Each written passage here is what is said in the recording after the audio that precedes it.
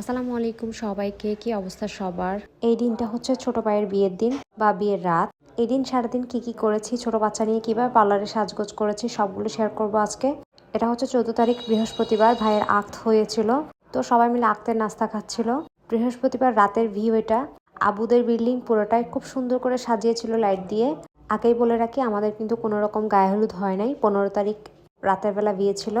পার্লারে যাওয়ার আগে আমি আমার সবগুলো জিনিস একসাথে গুছিয়ে নিয়েছিলাম, যাতে কোনো কিছু আমার খুঁজতে না হয়। আর ড্রেসের সাথে কোন কোন জুয়েলারিগুলো ভালো লাগবে সেটাও দেখে নিচ্ছিলাম। আমি অনেক বেশি টেনশনে ছিলাম কিভাবে আমি ওয়াদিয়াতকে নিয়ে পার্লারে সাজবো, ওকে কিভাবে রাখবো।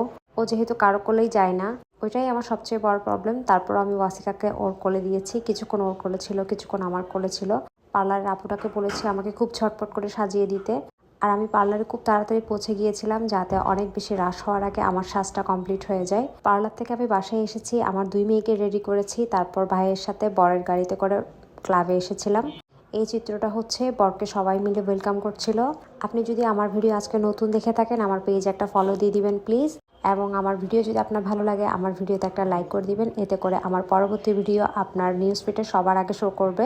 এখানে আমার আম্মু আমাদের বউকে স্বর্ণের চুড়ি পরিয়ে দিচ্ছিল। আর এখানে আমাদের বউয়ের আম্মু আমার ভাইকে বা তাদের জামাইকে স্বর্ণের আংটি পরিয়ে দিচ্ছিল।